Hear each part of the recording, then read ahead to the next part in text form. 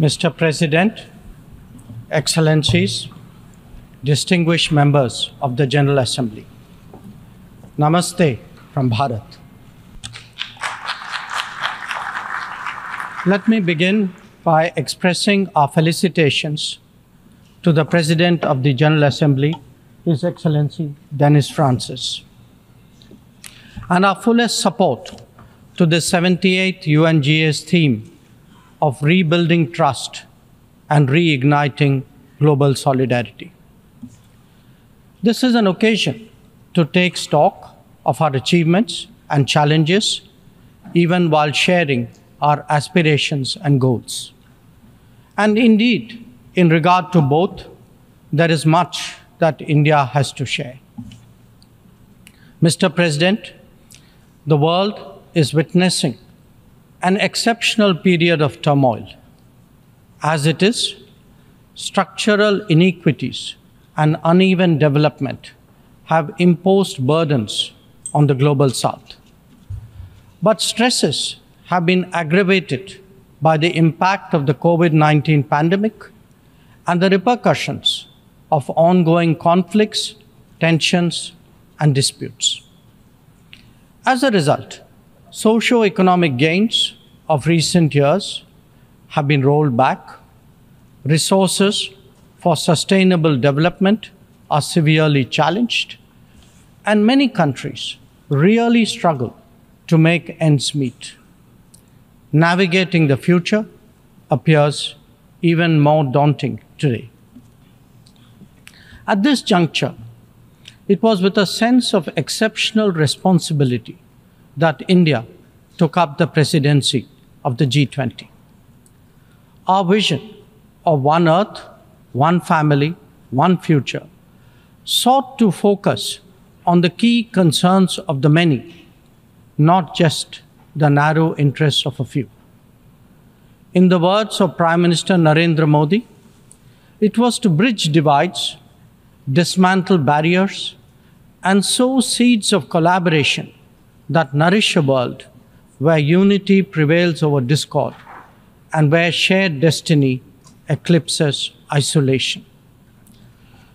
The New Delhi G20 Leaders' Declaration articulates our collective ability to do so. Excellencies, friends, at a time when East-West polarization is so sharp and the North-South divide so deep, the New Delhi Summit also affirms that diplomacy and dialogue are the only effective solutions. The international order is diverse, and we must cater for divergences, if not differences. The days when a few nations set the agenda and expected others to fall in line are over. As the United Nations itself symbolizes, finding common ground is an imperative. To listen to others and to respect their viewpoints, this is not weakness, it is the basics of cooperation. Only then can collective efforts on global issues be successful. Recognizing that growth and development must focus on the most vulnerable, we began the G20 presidency by convening the Voice of the Global South Summit. This enabled us to hear directly from 125 nations and place their concerns on the G20 agenda. As a consequence, issues which deserve global attention got a fair hearing. More than that, the deliberations produced outcomes that have great significance for the international community. Mr. President, it was also noteworthy that at India's initiative, the African Union was admitted as a permanent member of the G20. By doing so, we gave voice to an entire continent which has long been its due. This significant step in reform should inspire the United Nations, a much older organization, to also make the Security Council contemporary. Broad representation is, after all, a prerequisite for both effectiveness and credibility. The outcomes of the New Delhi G20 summit will surely resonate for years ahead. Among them is an action plan for sustainable development goals, a crucial need of the day. Equally important are the high principles of lifestyle for environment, and the Green Development Pact, as they shape our approach to our planet's future. The transformative role of digital public infrastructure has also finally been recognized, as the salience of women-led development in building an inclusive and progressive society. The reform of international financial institutions has been given due weight, as has the resolution of debt vulnerabilities. Friends, the New Delhi G20 outcomes are expressed both as larger policies and as specific initiatives. They could be about building cities for tomorrow, or fighting corruption, eliminating hunger, or delivering quality education, ending plastic pollution, or preserving the ocean-based economy, or for that matter, enhancing food security, or even mapping global skills.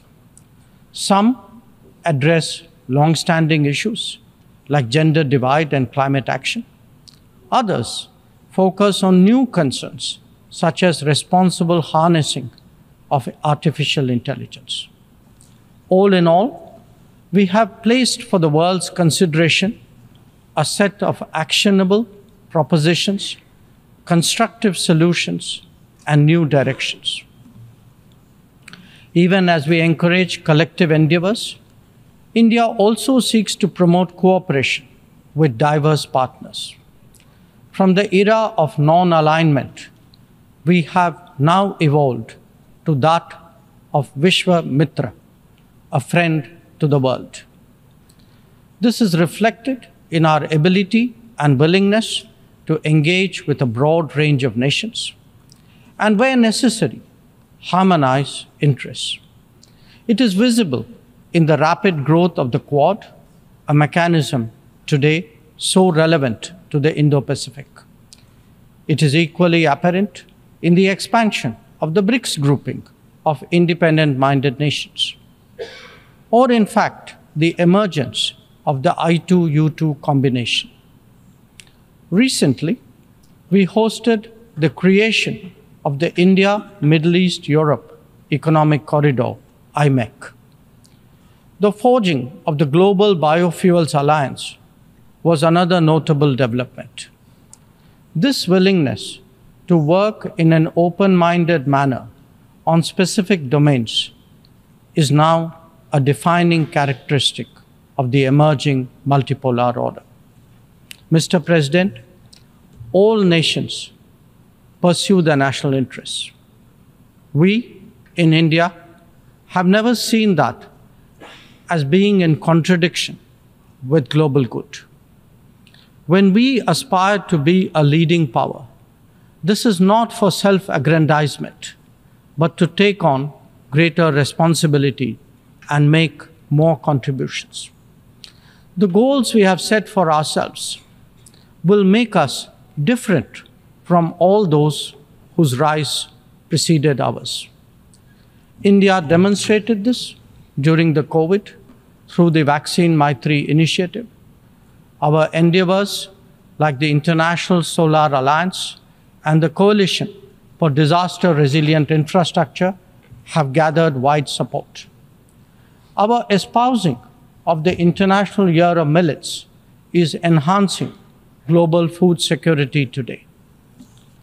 We have built development partnerships with 78 nations across geographies. And we have also been first responder in disaster emergency situations. The people of Turkey saw that in February, as did those in Syria. Our commitment is understandably even greater, closer home. When Sri Lanka experienced a severe economic crisis, it was India that first stepped forward. But even in distant regions, partners such as the Pacific Islands have appreciated our contributions to meet their needs in health, in technology, and in climate action. Mr. President, the most populous nation and the fifth largest economy in the world knows that its progress makes a real difference to the world. Especially so when so many nations identify with us for reasons of history, of geography, and of culture. They follow our experiences closely and evaluate our solutions for their larger relevance. Last week, the United Nations assessed progress towards achieving SDGs. The mood here reflected the struggle to overcome challenges, especially those of resource paucity. It is therefore vital at this midway that we expand our capacities and regain our confidence. As the largest contributor to meeting SDG targets, India's achievements should give heart to others on this journey. After all, the Global Multidimensional Poverty Index records that we have halved the global MPI value in the last 15 years, lifting 415 million people out of poverty. That progress has now moved on to a higher level with ambitious socio-economic initiatives covering financial inclusion, food and nutrition, health and water supply, as well as energy and housing. We are seeking to demonstrate that social welfare need not be the sole prerogative of the developed world. Excellencies, programs underway in India highlight the transformational role of digital delivery of public goods. It has facilitated scaling up, it has enhanced efficiency, and it has combated corruption. The national objective of leaving no one behind is forging ahead in so many dimensions.